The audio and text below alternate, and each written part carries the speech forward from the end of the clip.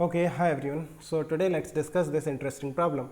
So it says a particle is acted upon by a force of constant magnitude which is always perpendicular to the velocity of the particle. The motion of the particle takes place in a plane. It follows that. Fine. So its velocity is constant. So option A की अगर हम बात करें, मान लो एक particle है जिस पे कोई भी फोर्स एक्ट कर रहा है ना किसी भी डायरेक्शन में. So you can write force as mass into acceleration, right? If any force non-zero force is acting on a particle, अगर आपका force zero नहीं है, then your acceleration will not be equal to zero, right? And what is acceleration? Rate of change of velocity, dv by dt. That is also not equal to zero. So from here we can say कि जो velocity होगा वो constant नहीं होगा because it has a rate of change. ये time के साथ change हो रहा है, right? So velocity is not constant. So option A is wrong. Its acceleration is constant. Fine. So देखो F is equal to ma, right?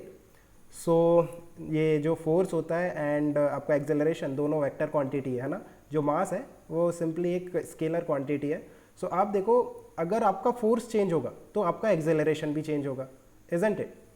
सो क्या force constant है? देखो इसका मैग्नीट्यूड कांस्टेंट दे रखा है, force of a constant magnitude. But अगर force का direction change हो जाएगा सो फोर्स चेंज हो जाएगा because force is a vector quantity. Similarly जो फोर्स का डायरेक्शन होगा वही एक्सेलरेशन का डायरेक्शन होगा, है ना. ये दोनों वेक्टर क्वांटिटी हैं और मास सिंपली एक स्केलर है. जैसे आप देखो ये वेक्टर है, इसे आप किसी स्केलर लेट्स से 2 से मल्टीप्लाई करते हो तो ये सिंपली इसका मैग्नीट्यूड ट्वाइस हो जाता है बट डायरेक्शन सेम रहता है. तो same is the case with force and acceleration.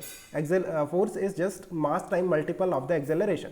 So आप देखो अगर आपका फोर्स वेरिएबल होगा तो आपका एक्सेलरेशन भी वेरिएबल होगा. Okay fine. सो हम देखते हैं कि क्या फोर्स अपना डायरेक्शन चेंज कर रहा है बिकॉज इसका मैग्नीट्यूड जो है वो तो कांस्टेंट है. सो देखो वेलोसिटी के हमेशा परपेंडिकुलर रहेगा आपका force, right. One thing more, जब भी किसी पार्टिकल पे है ना फोर्स लग रहा है लेट्स से किसी एंगल पे विद द वेलोसिटी, ये वेलोसिटी है पार्टिकल का और किसी एंगल थीटा पे आपका फोर्स एक्ट कर रहा है उस पार्टिकल पे. So you can always take the component of force, one in the direction of velocity F cos theta और one perpendicular to the direction of velocity F का sine theta, right. So आप देखो ये जो F cos theta है ये क्या करता है, ये वेलोसिटी का मैग्नीट्यूड चेंज करता है. F cos theta is responsible for change in speed और change in magnitude of the velocity of the particle, है ना. और F sine theta perpendicular component is responsible for change the direction, change in direction of the velocity, velocity के direction को change करता है. और जैसे हमने सर्कुलर मोशन में पढ़ा है, अगर आप उससे रिलेट करो तो एफ कॉस थीटा को आप टेंजेंशियल कंपोनेंट भी कह सकते हैं फोर्स का और एफ साइन थीटा को सेंट्रीपिटल कंपोनेंट और रेडियल कंपोनेंट भी कह सकते हैं because it is responsible for change in direction of the velocity, right. Fine. So आप देखो यहाँ पे कोई टेंजेंशियल फोर्स नहीं है, सिर्फ सेंट्रीपिटल डायरेक्शन में एक फोर्स लग रहा है जो कि इसे सेंट्रीपिटल एक्सेलरेशन प्रोवाइड करेगा या फिर आप कहो कि इसका डायरेक्शन चेंज करेगा. सो अगर वेलोसिटी का डायरेक्शन चेंज होगा, आप देखो ये इनिशियली लेट्स से ये डायरेक्शन था वेलोसिटी का, अब फोर्स इस डायरेक्शन में लग रहा है. सो पार्टिकल का जो वेलोसिटी है वो चेंज हो जाएगा, है ना. Something like this. मान लो कुछ समय के बाद वेलोसिटी का डायरेक्शन ये हो गया, सो फोर्स का भी डायरेक्शन चेंज हो जाएगा. इस तरह से देखो पहले जो फोर्स था वो परपेंडिकुलर था, बाद में भी फोर्स परपेंडिकुलर रहेगा, है ना.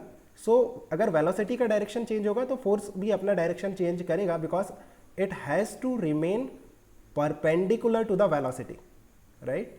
सो जैसे जैसे आपका वेलोसिटी का डायरेक्शन चेंज होगा फोर्स का डायरेक्शन चेंज होगा, फोर्स का डायरेक्शन चेंज होगा मीन्स एक्सेलरेशन का डायरेक्शन चेंज होगा. यहाँ पे अगर फोर्स कांस्टेंट है तो एक्सेलरेशन का फोर्स का मैग्नीट्यूड कांस्टेंट है तो एक्सेलरेशन का भी मैग्नीट्यूड कांस्टेंट होगा, बट वी कैनॉट से कि एक्सेलरेशन कांस्टेंट है. So option B is also wrong. Its kinetic energy is constant. Fine. अब देखो जैसे अभी हमने डिस्कस किया कि इसकी स्पीड कांस्टेंट रहेगी क्योंकि टेंजेंशियल कंपोनेंट नहीं है. Tangential component of the force changes the speed, है ना. यहाँ पे कोई टेंजेंशियल कंपोनेंट नहीं है.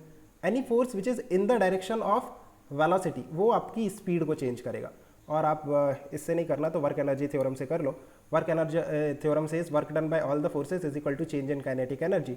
सो यहाँ पे एक ही फोर्स लग रहा है but that is perpendicular to the velocity. और यू कैन से कि जो वर्क है वो डिस्प्लेसमेंट के परपेंडिकुलर होगा क्योंकि जो डिस्प्लेसमेंट होता है वो इन द डायरेक्शन ऑफ वेलोसिटी होगा, राइट, इंस्टेंटेनियस वेलोसिटी के डायरेक्शन में ही आपका इंस्टेंटेनियस डिस्प्लेसमेंट होगा.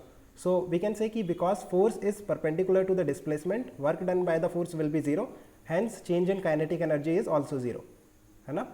Fine, option C is correct, right. Change in kinetic energy is zero, so kinetic energy is constant.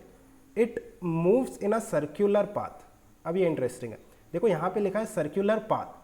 So circular path में तो मूव करेगा because particle पे सिर्फ एक ही फोर्स लग रहा है सेंट्रीपिटल डायरेक्शन में, और यू कैन से रेडियल डायरेक्शन में, है ना. इस तरह से पार्टिकल मूव करेगा एक सर्क्यूलर पाथ में. बट ये क्या एक सर्कल में मूव करेगा? नो, वी कैन नॉट से.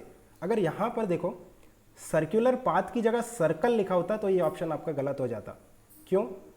देखो मान लो ये पार्टिकल इस तरह से मूव कर रहा है ना, बट इट इज़ गिवन कि जो फोर्स है वो हमेशा वेलोसिटी के परपेंडिकुलर रहेगा. तो मान लो इस तरह से पार्टिकल मूव कर रहा था, अब इस पोजीशन पे अगेन आपके पास दो डायरेक्शन है ना फोर्स के लिए. आप देखो परपेंडिकुलर रहना है, वेलोसिटी मान लो इस डायरेक्शन में. सो आपके पास फोर्स के लिए दो चॉइस है, या तो फोर्स इस डायरेक्शन में लग सकता है या फिर इस डायरेक्शन में. The only condition it has to fulfil is that it has to remain perpendicular to the velocity. तो दोनों डायरेक्शन में. सो अगर ये डायरेक्शन छोड़ के अगर हम इस डायरेक्शन में फोर्स लेते हैं तो भी हमारा कंडीशन सेटिस्फाई कर रहा है और पार्टिकल कुछ इस तरह से मूव करने लगेगा. सो ये इस तरह का मोशन भी पॉसिबल है पार्टिकल का, है ना. And still the force that is acting on the particle is always perpendicular to the velocity, but it is not moving in a circle.